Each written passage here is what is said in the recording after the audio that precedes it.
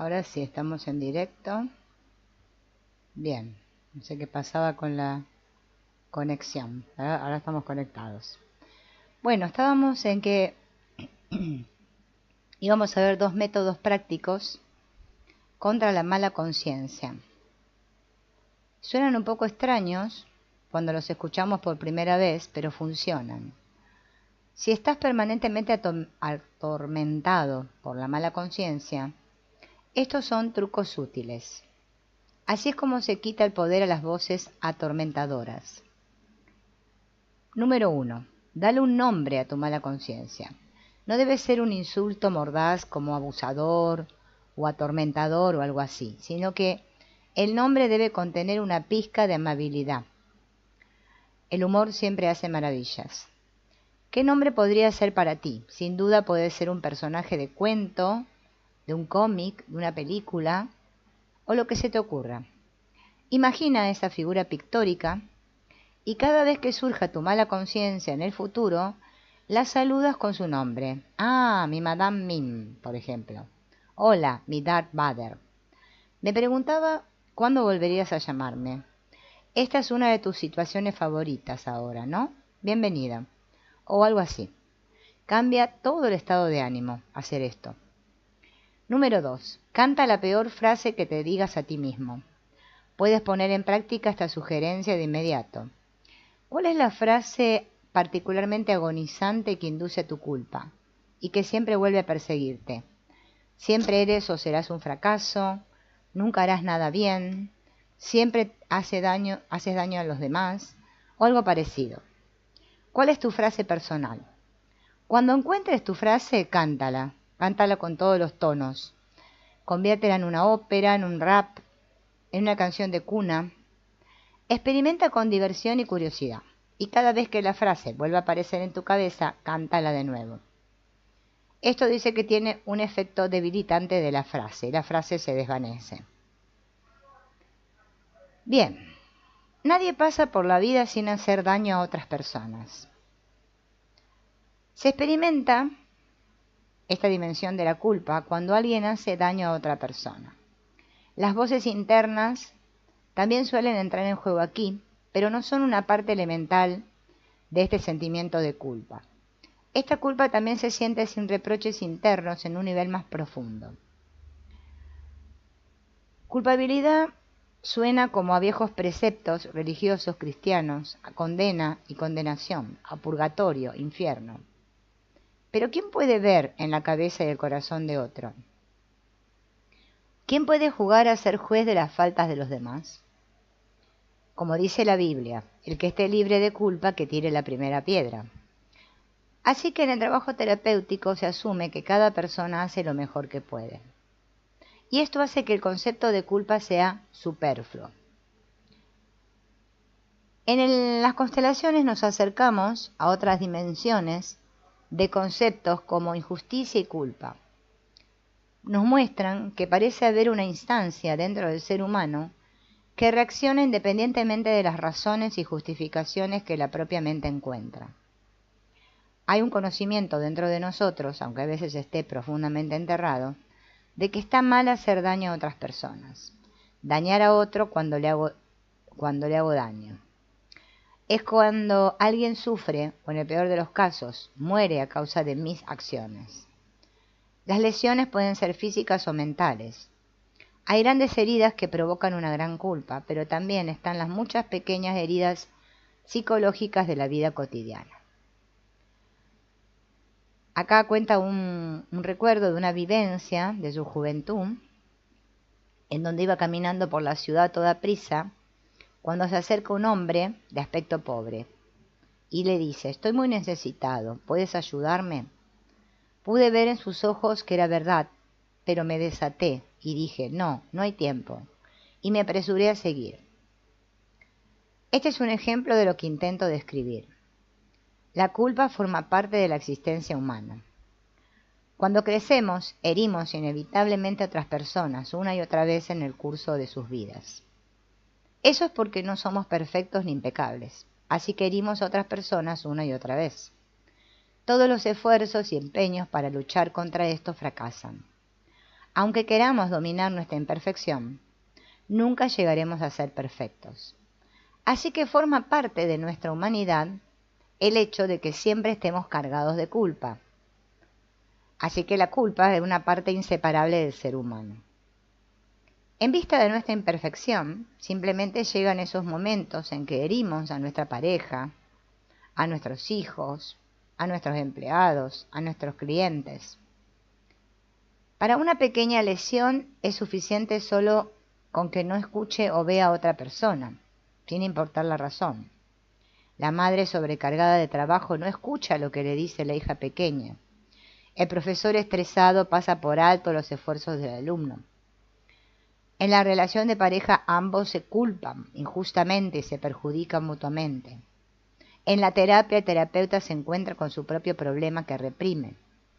En lugar de ello, da al cliente un consejo inapropiado y lo perjudica en el proceso. La culpa presupone una mala intención. ¿Alguien se hace culpable por ser malo en ese momento? ¿O existe la culpa sin mala intención? Aquí vamos a contar el ejemplo de una constelación familiar en Estados Unidos, en donde se encuentra la escritora con... se encuentra la escritora con una maestra.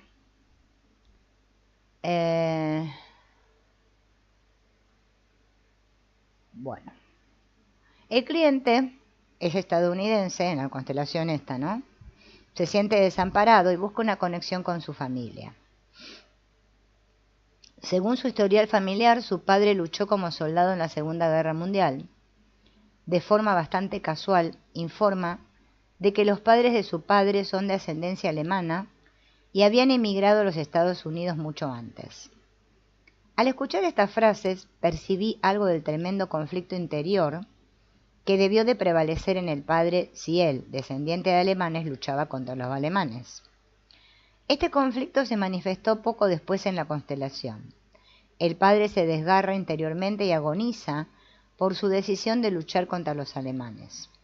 Finalmente se pone delante de los familiares que viven en Alemania y les pide que diga: tuve la opción de traicionar a mi patria, los Estados Unidos, y no luchar, o de luchar contra ustedes, mis familiares. Me hago culpable con cada decisión. Elegí luchar y asumo esa culpa. Hasta estas frases había estado deprimido y no podía mirar a nadie a la cara, pero ahora se enderezó. Exhaló profundamente y miró a los demás. Aceptar la culpa que no pudo evitar le dio la fuerza para hacerlo. Bueno, la culpa, ¿no? La vida nos pone en un dilema que no podemos resolver sin culpa, porque toda alternativa genera culpa. Una madre está muy apegada a su única hija y le gustaría tenerla en casa para siempre. La hija, que se está haciendo mayor, sabe que le hará mucho daño a la madre si ella se muda. Ese es el dilema. Si la hija se muda, se siente culpable con la madre. Pero si se queda, se perjudica a sí misma y se hace culpable hacia su propia vida. Alguien vive en un matrimonio de muchos años en el que el amor se ha convertido en buena compañía. Entonces conoce a otra persona y de repente florece el amor, el entusiasmo y una nueva alegría de vivir. Tiene que tomar una decisión. ¿Me quedo con mi pareja de siempre o me voy con la nueva persona? No hay una salida inocente del dilema, porque con cada decisión otra persona se ve seriamente perjudicada, ya sea la pareja de siempre o la nueva persona que ha conocido. Bien, muchos tienen la idea de que alguien es culpable porque fue malo en su momento. Pero el mero hecho de haber dañado a alguien es suficiente. La culpa no presupone mala voluntad ni mala intención. Sí, hay accidentes trágicos en los que, sin embargo, alguien se siente muy culpable. Por ejemplo, el conductor de un coche conduce atenta y deliberadamente despacio por una carretera y, sin embargo, un niño salta debajo de su coche desde el lateral. No pudo evitar el accidente, pero aún así se siente responsable y culpable. Soportará el hecho de haber causado la muerte de un ser humano. Bien. ¿Qué tiene de desagradable y doloroso el sentimiento de culpa, que ocurre en el interior. En una constelación, cuenta acá en el libro, ¿no?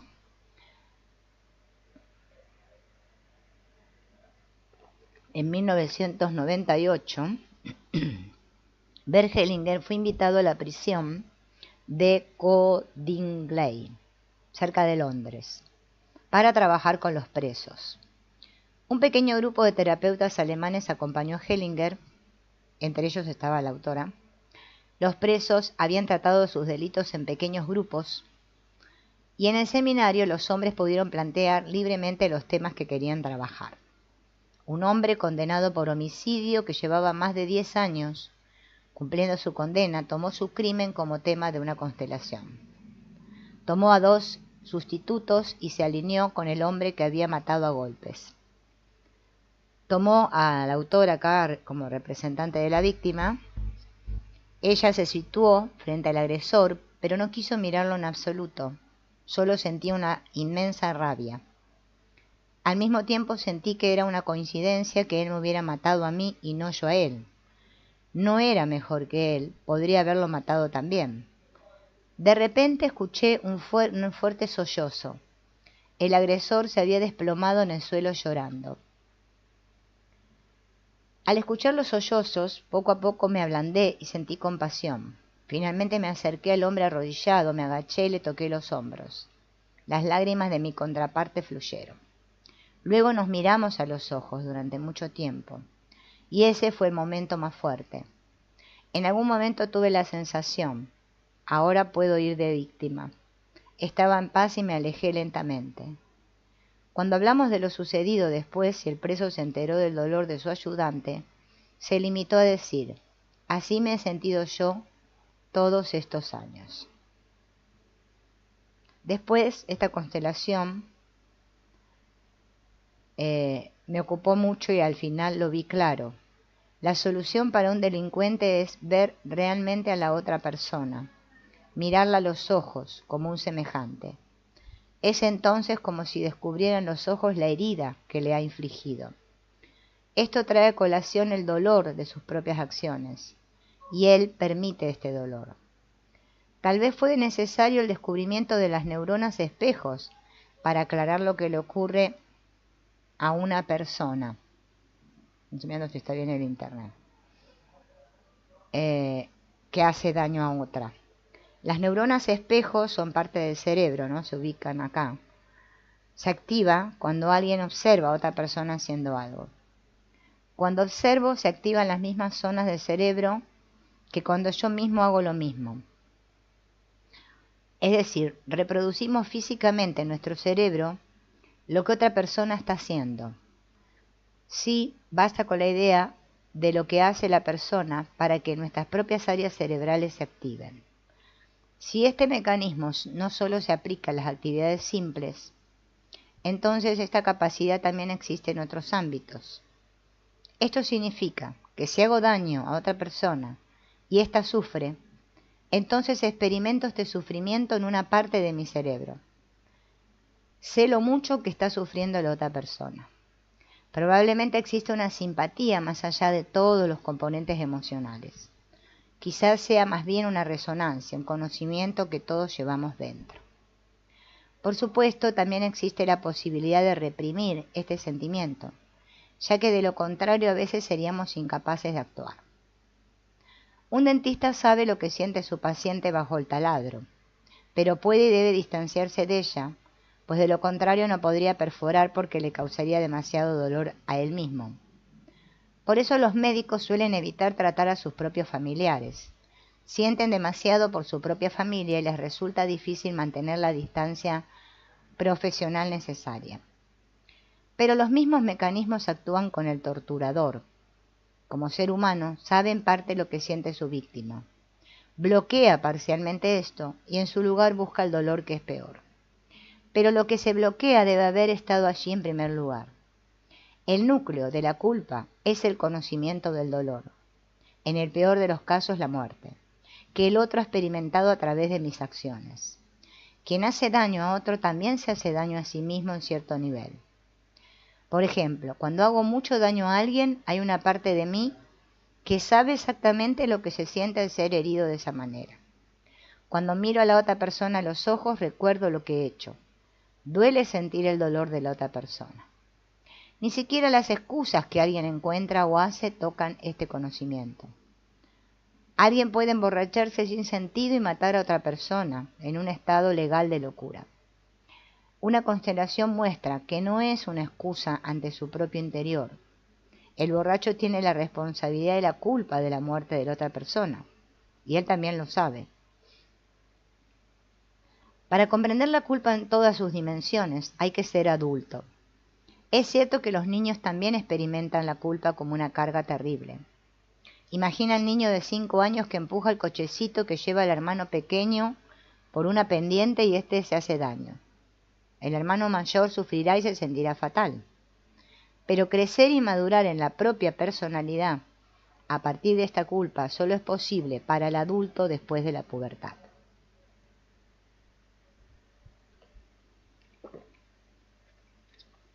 El adulto que se enfrenta a su culpa mira a los ojos al perjudicado. Puede hacerlo realmente, pero la mera idea también es suficiente. Cuando siente y acepta su dolor, algo en él puede empezar a recuperar la paz. A los ojos de la víctima, el agresor ve las consecuencias de la lesión que le ha infligido. El dolor de la víctima se convierte en el dolor del delincuente, y éste permite que le ocurra.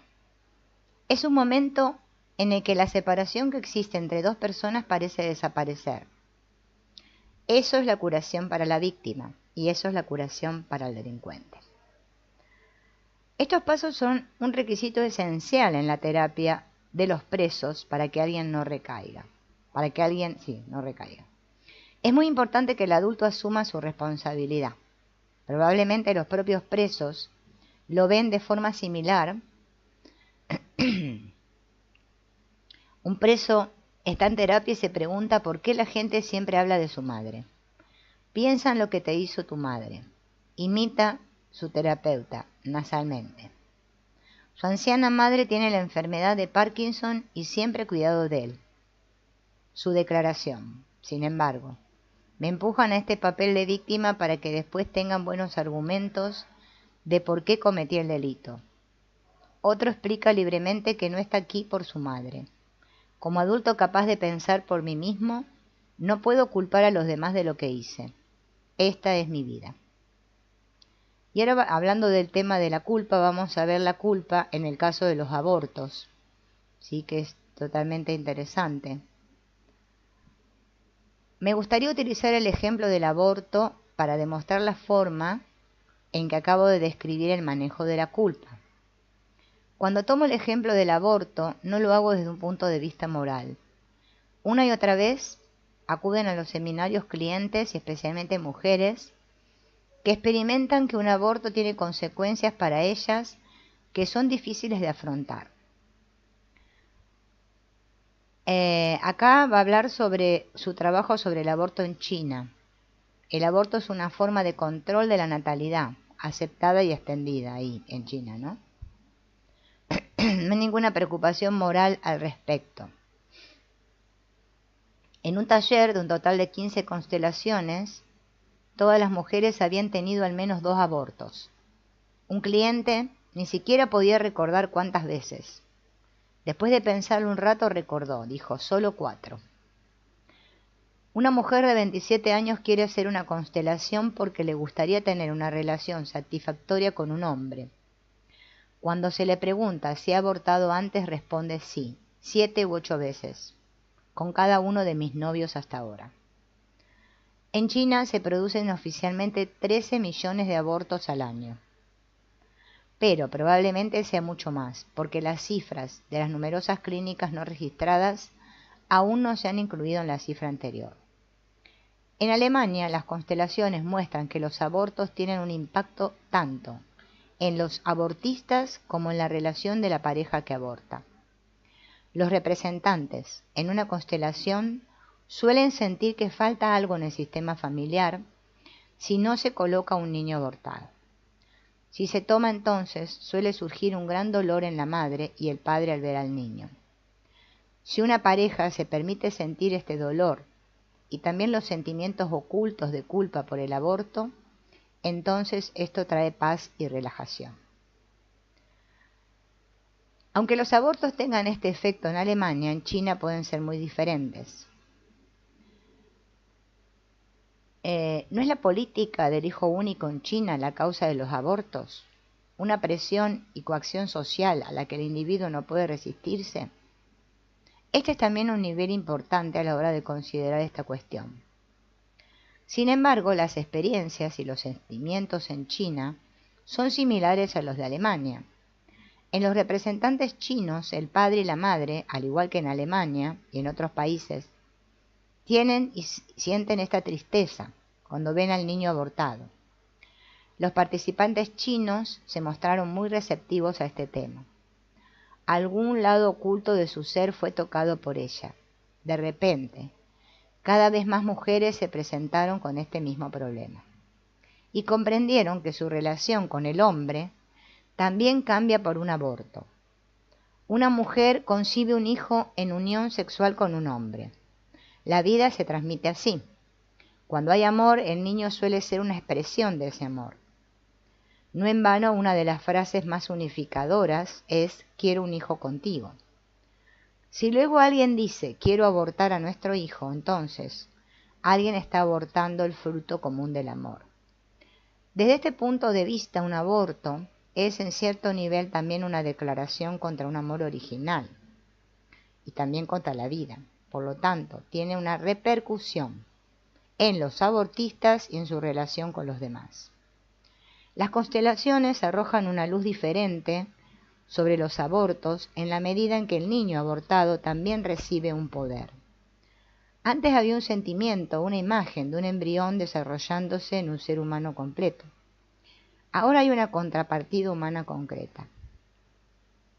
La madre y el padre miran a los ojos del niño que han abortado. Para alguien que nunca ha participado en una constelación, esto puede parecer una locura. No es solo una obra producida por el terapeuta, pero lo más sorprendente es que los participantes no tienen ningún problema en empatizar con lo que está ocurriendo. Para ellos tiene total sentido. Así, las constelaciones en China muestran que, bajo una capa superficial en la que se da por supuesto el aborto, hay una capa más profunda. El aborto es sentido como una injusticia por el propio interior. Los representantes lo perciben claramente. El aborto duele. La solución adopta la forma de un ritual. Esto es igual en todas partes. Vamos a ver un ejemplo. Una cliente y su marido han abortado su primer hijo. En la constelación, ella y su marido se sitúan uno al lado del otro, frente al niño abortado. El niño se siente aislado de los padres. La madre no quiere mirar y siente frío. El padre se siente triste. Se le sugiere a la madre que le diga al niño: «Eres mi primer hijo y te he abortado». El niño ahora se siente un poco mejor. Y ahora surge la tensión entre la pareja. A menudo en una pareja uno de los dos tiene en secreto un reproche contra el otro. El hombre pone cara de reproche y le sugiero que le diga a la mujer: «Te reprocho que hayas abortado a nuestro primer hijo». La pareja ha decidido conjuntamente abortar. Por lo tanto, hago que el hombre diga: «Asumo mi parte de responsabilidad en el aborto y te dejo tu parte de responsabilidad». Luego le dice las mismas frases a él. Y luego ambos se colocan uno al lado del otro, más relajados, y vuelven a mirar al niño. La madre le dice ahora al niño: «Tú eres el niño que abortamos. Asumo mi culpa y responsabilidad por tu aborto». Con estas frases surge en ella un gran dolor, porque ahora se ve al niño. El dolor de la pérdida aflora. Entonces la madre dice: «Ahora te doy un lugar en mi corazón». El padre y la madre miran al niño. El niño tiene ahora una sensación de pertenencia y seguridad. Cuando una pareja observa una constelación de este tipo, ambos se enfrentan al pasado, afloran viejos sentimientos, olvidados de la época del aborto, y dentro de sí las frases dichas por los representantes se sienten. Cuando se produce una sensación de relajación, queda claro que la sentencia está justificada. Y la constelación muestra cómo el niño abortado vuelve a tener un lugar con los padres. Sin definir exactamente lo que esto significa, los implicados llegan a sentirse más tranquilos cuando lo ven. Entonces, cuando se acepta su propia parte de la culpa, también se permite que surja la pena y que pase gradualmente. ¿Qué sucede cuando queremos desviar el sentimiento de culpa? ¿Sí? ¿Qué es lo que pasa cuando este sentimiento de culpa se quiere desviar? Nadie quiere ser culpable, porque el sentimiento de culpa es desagradable.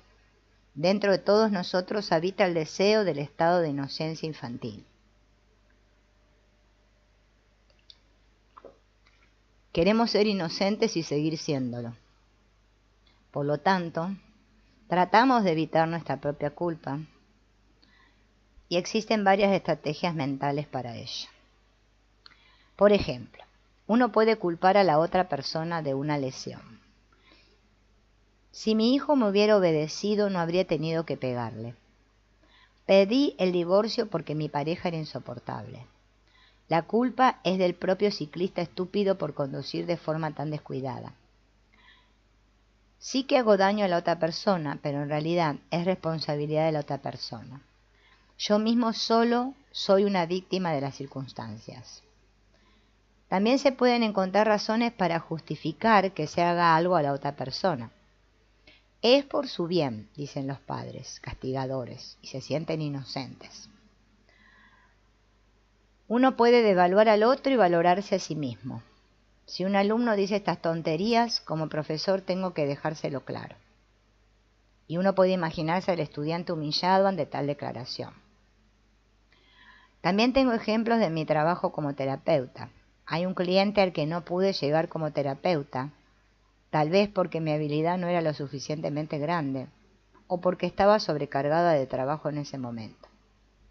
El cliente se va y se siente herido. ¿Puedo aceptar esto como mi culpa? Los argumentos que escucho de los colegas o que me digo a mí mismo en una situación así han empezado a sonar falsos en mis oídos. Realmente no quería, estaba en resistencia. Él mismo se lo buscó. Las coincidencias no existen. Si le perjudica es su responsabilidad. Será bueno para él. Solo soy humano.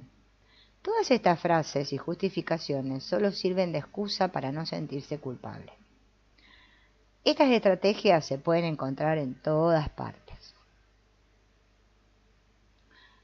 hasta en los países, ¿no?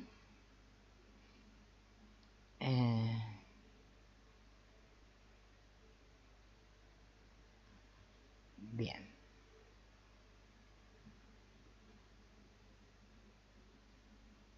A ver. En las entrevistas posteriores surgen patrones de explicación. Por ejemplo, no me siento responsable de mis propios actos. Yo no lo habría hecho, solo hice lo que me dijeron. Desplazo mi responsabilidad a las limitaciones, diciendo, es que me obligaron a continuar. Bien. Conclusión. Aunque causemos sufrimiento a otras personas, no queremos vernos como autores. Creamos una imagen de nosotros mismos como la persona buena que queremos ser. Pero esta imagen no está completa. La realidad duele. Somos normales y básicamente no somos mejores personas que los demás. Esto es casi una humillación. Los que maduran como seres humanos se enfrentan a estos hechos. Se vuelven un poco más honestos consigo mismos y empiezan a juzgar a los demás con menos dureza. Y ahora vamos a ver el tema del perpetrador y la víctima. ¿Compensación o venganza? El delincuente es culpable frente a la víctima. Pero ahí no acaba el asunto. Porque existe la regla de la represalia.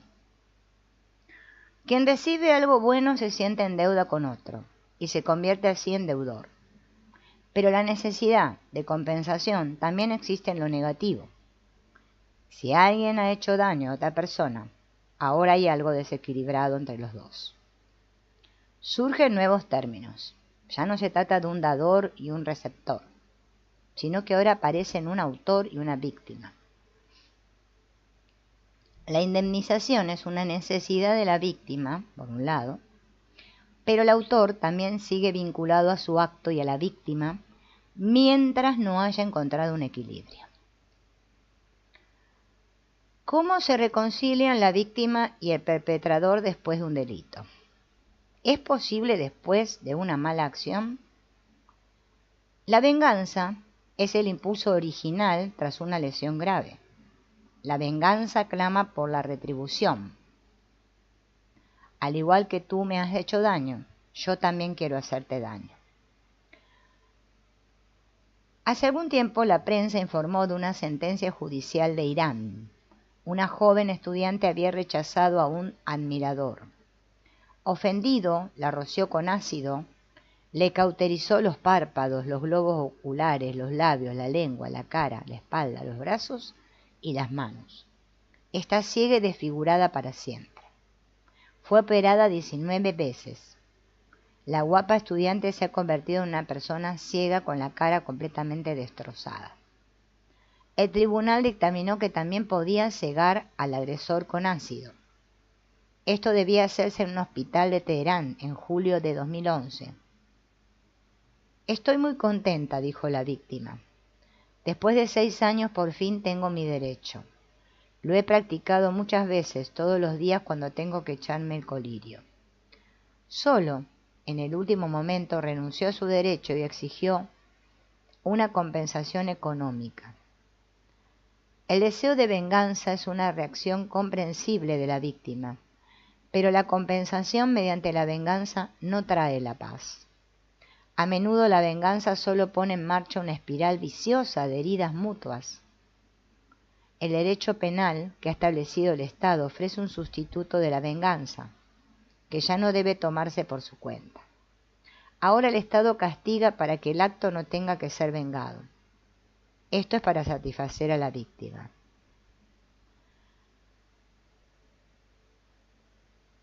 Bien.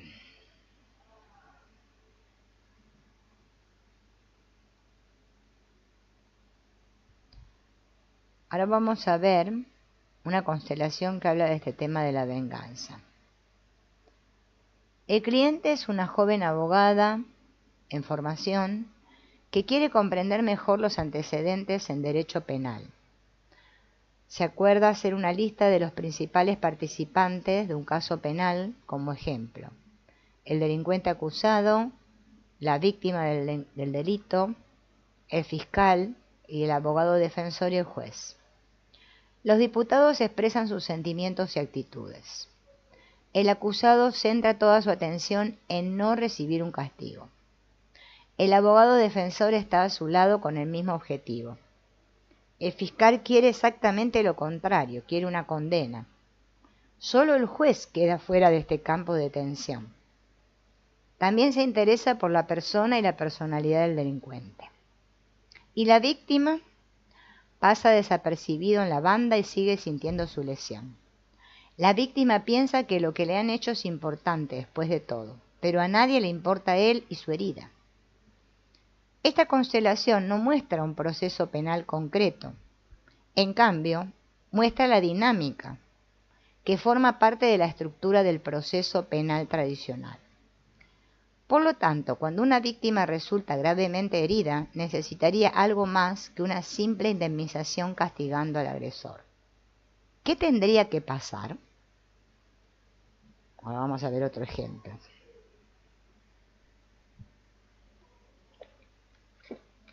Friedrich tiene 75 años. Cuando va a comprar cigarrillos por la noche, unos jóvenes lo acosan y le dan una paliza. En los meses siguientes, Friedrich ya no se atrevía a salir a la calle por la noche. Tiene miedo a la oscuridad, a los jóvenes, a la gente. Su confianza anterior en otras personas se ve perturbada. Friedrich se alegrará de que los autores sean enviados a prisión durante unos meses. Pero esto no cura su herida y su desconfianza hacia la gente no desaparece. Los autores pueden volver a salir de la cárcel tras su condena sin haber pensado ni una sola vez en Friedrich y en lo que han hecho. ¿Qué podría ayudar a Friedrich? ¿Acaso Friedrich tiene que perdonar a los culpables por esto? ¿O qué otra cosa podría ser posible? ¿Tiene la víctima que perdonar al agresor para que ambos lleguen a la paz? Si te apresuras a decir que sí a esa solución, estás pasando por alto algo importante. En el caso de las lesiones menores, a veces se tiende a perdonar con demasiada facilidad. A veces ese perdón esconde un sentimiento de superioridad moral. Me siento mejor que la otra persona cuando perdono y al mismo tiempo la menosprecio. Entre los sexos suena así. Los hombres son simplemente como niños grandes. Las mujeres a veces son histéricas. Esto hace que la otra persona sea pequeña y yo me hago más grande.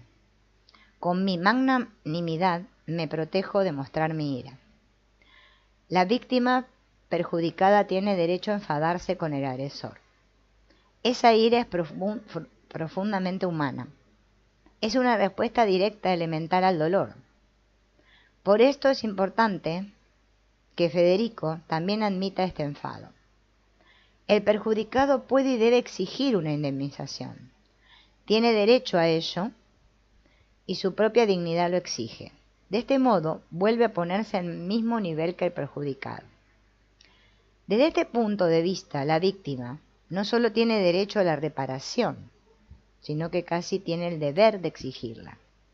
A la larga, daña una relación si una persona siempre lo perdona todo al otro. De este modo, ambos pierden su igualdad. Es mucho mejor que ambos se pongan de acuerdo en una indemnización que le cueste algo al culpable y tenga una ventaja para la víctima. Con esta compensación el pasado puede ser olvidado.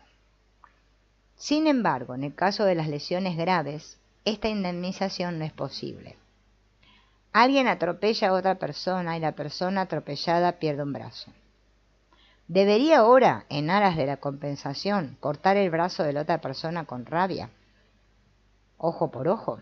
¿O también debería verter ácido sobre el agresor? ¿Esta indemnización hará que la víctima se recupere? El psiquiatra forense Kruger dice: para el que experimenta el mal, es decir, la humillación, el tormento, la destrucción, esta experiencia es indeleble y no puede relativizarse. Para el que está experimentando el mal. Las lesiones graves tienen un efecto a largo plazo en el cuerpo y el alma. Cuando alguien experimenta el peligro absoluto de muerte, se queda helado en el shock.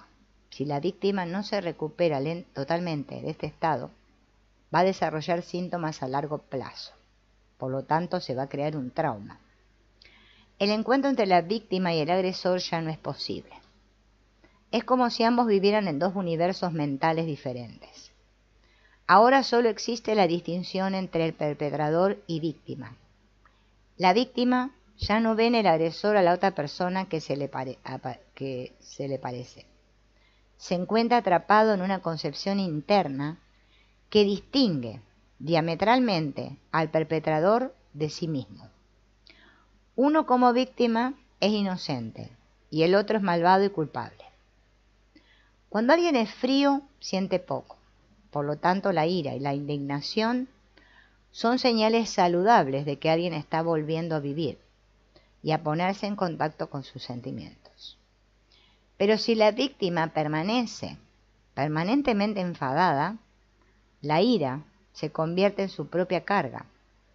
Como dice Buda, si te aferras a la ira, es como si te aferraras a un trozo de carbón ardiendo con la intención de lanzárselo a alguien. Tú mismo eres el que se quema en el proceso. A veces, el delincuente o el perpetrador desea desesperadamente el perdón porque tiene la idea de que así se librará de su culpa. Básicamente, con su insistencia, carga a la víctima por segunda vez. La primera carga fue la lesión, pero esa no fue suficiente.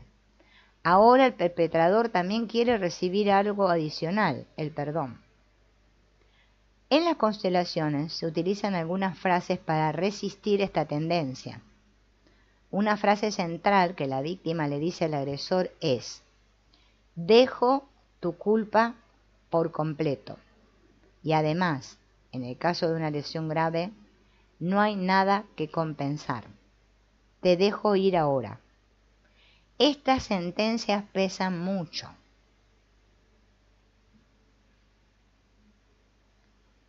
El agresor o el perpetrador puede decir a la víctima: veo mi culpa y la asumo. Y ahora me retiro. Estas sentencias permiten que ambos respiren aliviados, tanto la víctima como el agresor. Es bueno hablar de los hechos y de los movimientos internos. Un paso importante en una nueva dirección es cuando la víctima y el perpetrador se encuentran de nuevo después del delito.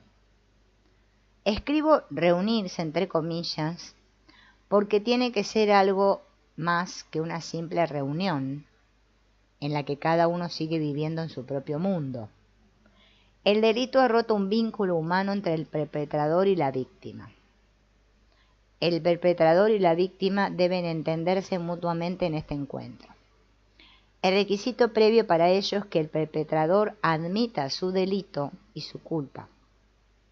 Esto no solo es curativo para el perpetrador, sino también para la víctima. La evolución del derecho penal alemán e internacional muestra cómo puede ser esto en la práctica. La justicia no restablece este vínculo. Se necesita más para eso. Sobre todo hay que mencionar aquí la reconciliación entre el delincuente o el perpetrador y la víctima. Este enfoque toma una dirección nueva en el derecho penal y va más allá de la retribución y la disuasión. En esta compensación, el delincuente y la víctima se reúnen voluntariamente después de ciertos delitos como el robo, las amenazas, los insultos o los daños a la propiedad. Un mediador neutral los acompaña y el conflicto debe ser mediado fuera de los tribunales. Se le pregunta a Friedrich si está dispuesto a llegar a un acuerdo entre el perpetrador y la víctima con los 3 jóvenes que fueron identificados. Los jóvenes también están de acuerdo. Hay un mediador neutral presente. Friedrich tiene una charla preliminar con el mediador y luego acepta. Tiene un poco de miedo a la reunión, pero la presencia del mediador lo tranquiliza. La reunión transcurre de forma diferente a lo que él esperaba. En su memoria los jóvenes daban miedo. Perdón. Ahora hay 3 jóvenes nerviosos e inseguros sentados frente a él. Uno incluso se parece a su nieto. Friedrich les cuenta lo mal que le sentó su acto y lo asustado que siguió estando después. Les pregunta por qué lo atacaron en ese momento. Los jóvenes no pueden explicárselo, estaban borrachos. Y ahora parecen avergonzados, se disculpan y dicen lo mucho que lo sienten. Friedrich siente que lo dicen sinceramente. Quieren pagarle una indemnización por su dolor y se ofrecen a llevarle a casa la comida que compre durante los próximos 6 meses. Friedrich está de acuerdo. Bueno, se escribe el acuerdo, los jóvenes firman y después del encuentro, Friedrich se siente liberado. Ya no se siente como una víctima, pero ahora ha hablado con los autores o los perpetradores y tiene voz en la indemnización. Eso le hace bien. El miedo a la oscuridad y a la gente en general vuelve a desaparecer poco a poco. Los jóvenes también pudieron ver los efectos de su comportamiento. Se encontraron cara a cara con la persona a la que habían herido y se dieron cuenta del sufrimiento que le habían causado.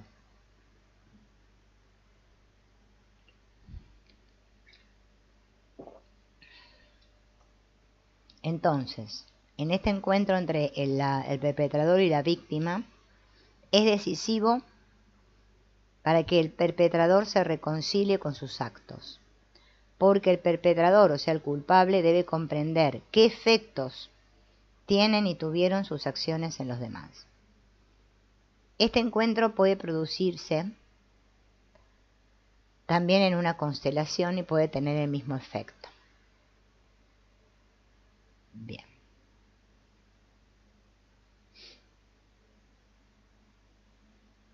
Cuanto más graves son las lesiones, más profundas son las heridas. Más se mantiene alguien en su papel de víctima. Los que quieren renunciar a este papel temen que al hacerlo estén aprobando el acto a posteriori. Es como una traición al propio destino y a la propia verdad. Y al mismo tiempo, el papel de víctima lo protege a uno de todo el dolor causado por el acto. Alguien deja este papel cuando perdona al perpetrador. El perdón no está realmente en las propias manos. No es una cuestión de fuerza de voluntad. Su raíz es una profunda comprensión del ser humano, además de la compasión. No es fácil renunciar a la indignación y a la ira. A veces parece casi sobrehumano.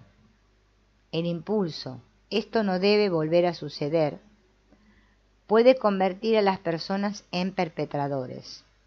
Y esto es especialmente cierto en las relaciones entre pueblos y grupos étnicos. Los descendientes de un grupo que en su día fue víctima derivan del nunca más, su propio derecho a actuar de forma inhumana por su parte. A veces existe la percepción de que el perdón es una expresión de debilidad y conformidad. En realidad el perdón requiere fuerza de alma y grandeza interior. Gobodo Madikizela cree que el espíritu del perdón reside en la búsqueda de algo que nos es común como seres humanos. La compasión y la empatía son signos de la humanidad. La sudafricana Antige Krok trabajó el apartheid en sus libros y dice: siempre hay que perdonar al agresor. Eso abre la posibilidad de algo nuevo y mejor para uno mismo. Acaba con el ciclo de violencia. Alguien que se niega a perdonar conserva el poder como un perpetrador. El victimismo no es bueno para nadie a largo plazo. Así, alguien permanece atrapado en el pasado, está amargado y endurecido. Los que no perdonan envenenan su vida cotidiana, minan su salud con una hostilidad constante. Si el propio odio brota una y otra vez, las heridas nunca sanarán. El perdón es curativo. Vamos a ver un ejemplo de Eva Moses Kor, que fue una niña de 10 años víctima de los experimentos médicos realizados por el Dr. Mengele en Auschwitz, junto con su hermana gemela. Sus padres y sus 2 hermanas mayores fueron asesinados allí. Eva estuvo a punto de morir en los experimentos, pero ambas hermanas fueron de las pocas que sobrevivieron a las investigaciones de Mengele y al campo. Eva fue invitada a una conferencia sobre la medicina nazi. Volvió a Alemania y mantuvo una conversación privada con el doctor Munch, que también había trabajado como médico en el campo de concentración. 2 años después le pidió que la acompañara a celebrar el 50 aniversario de la liberación de Auschwitz. Allí firmaría un documento sobre lo ocurrido en Auschwitz y su papel en él. Él estuvo de acuerdo. Durante meses pensó en cómo darle las gracias. De repente se le ocurrió que podía escribirle una simple carta de perdón. Luego, en la ceremonia de Auschwitz, leyó la carta en voz alta y firmó su declaración de perdón. Más tarde dijo: sentí que me quitaban el peso del dolor de los hombros. Ya no era una víctima de Auschwitz, ni un prisionero de mi trágico pasado. Por fin era libre. Por eso le digo a todo el mundo, perdona a tu peor enemigo, eso sanará tu alma y te liberará. Luego continuó, ustedes deberían preguntarse, ¿podemos perdonar a Hitler y a los nazis por lo que nos hicieron? Creo en el perdón, es el último acto de autocuración, de autofortalecimiento y de saber que yo mismo determino mis sentimientos. Es una unidad de pensamiento, mente y acción. Cuando todas estas partes se mueven hacia la misma rectitud, se convierten en una fuerza poderosa para el que perdona. Al mismo tiempo se ha enfrentado mucha hostilidad por ello. Dice, desde que perdoné a los nazis, el 75% de los supervivientes no quieren hablar conmigo. Por ello, está a favor del perdón porque ayuda a la víctima a mejorar. No se trata tanto del autor, pienso más en el perdón que en la justicia, principalmente porque la justicia no ayuda a las víctimas. Los delincuentes pueden ser castigados y retirados de la sociedad, pero todo eso no ayuda a las víctimas. El perdón simplemente crea el hecho de que una víctima se convierte en alguien que no es una víctima de nuevo. El dolor desaparece y eres una persona normal. Un superviviente tiene derecho a perdonar. Para mí, la cuestión de la curación es crucial. Quería poder visitar Auschwitz e ir a un bar a bailar por la noche. El que esté libre de culpa que tire la primera piedra. Gran frase, conocidísima por todos nosotros. A ver, voy a chusmear cuánto... Ah, no, pero acá. Tienen que ver, mira por acá, ¿eh? Ajá. Uy, ya hace una hora que estoy. Me di cuenta. Bueno, como me gusta esta parte, voy a leer esta. En la obra del filósofo, médico y psiquiatra checo Stanislav Grof, encontré un episodio sobre el tema de la culpa y la inocencia que me gustaría relatar como conclusión al tema del perpetrador y la víctima.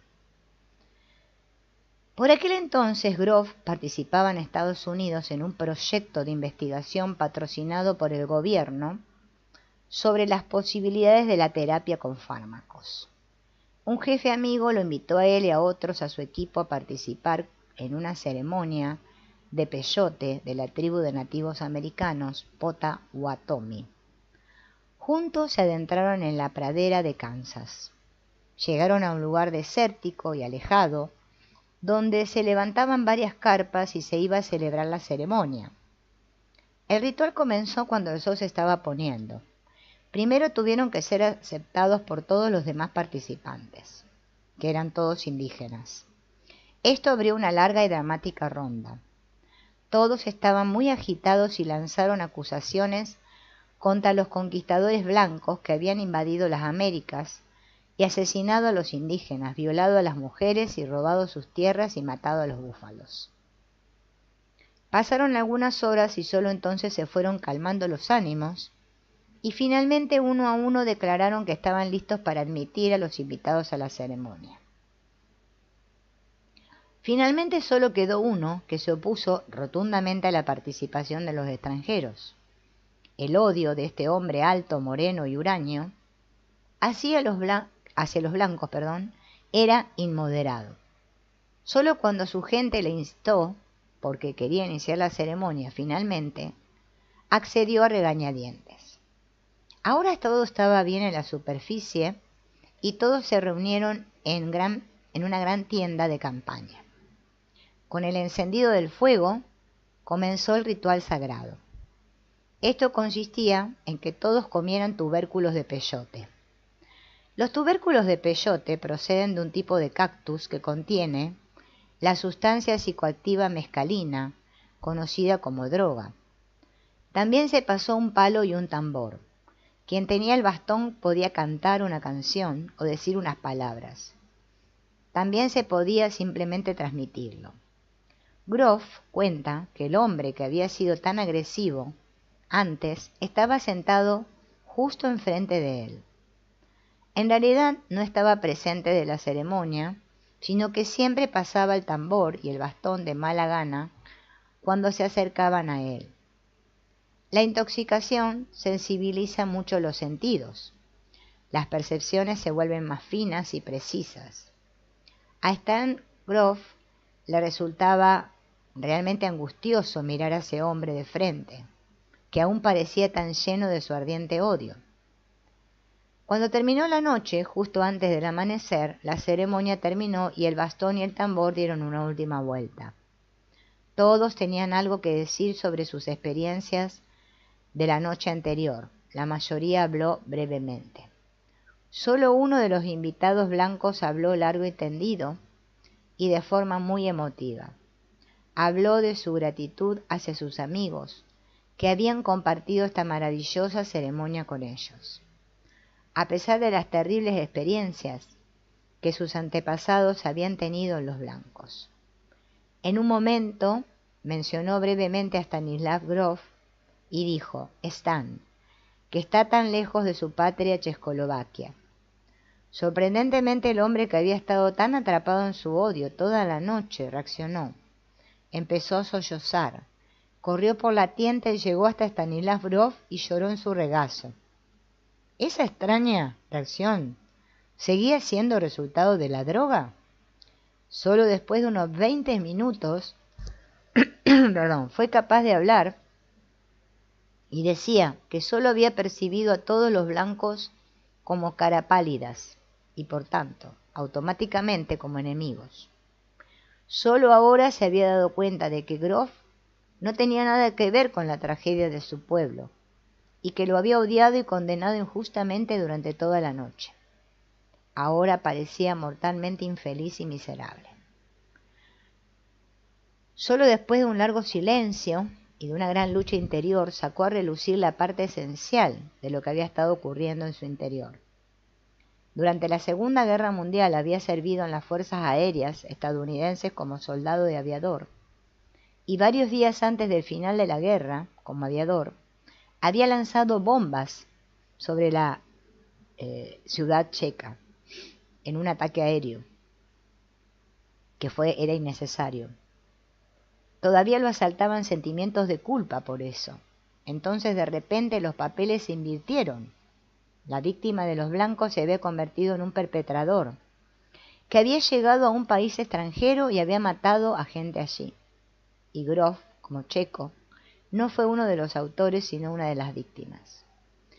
El nativo abrazó a Grof, le pidió perdón, incluso lo llamó hermano. Grof le aseguró que no tenía sentimientos hostiles contra él. Y a continuación el hombre se dirigió a los otros 4 estadounidenses blancos. Se disculpó por su comportamiento durante la ceremonia, lo abrazó y les pidió que lo perdonaran. Había aprendido algo de este incidente. No hay esperanza para el mundo si todos cargamos con el odio por actos cometidos en vida de nuestros antepasados. Y es un error hacer juicios generales sobre otros grupos culturales. No sois mis enemigos, sois mis hermanos y hermanas. No me has hecho nada a mí ni a mi pueblo. Todo esto ocurrió hace mucho tiempo, y bien podría haber estado en el otro lado. Todos somos hijos de gran espíritu. Todos pertenecemos a la Madre Tierra. Nuestro planeta está en gran peligro, y si seguimos arrastrando los viejos rencores, todos pereceremos. Grof termina su informe diciendo: para entonces la mayoría del grupo estaba llorando. Todos teníamos un sentimiento de profunda conexión y pertenencia a la familia humana.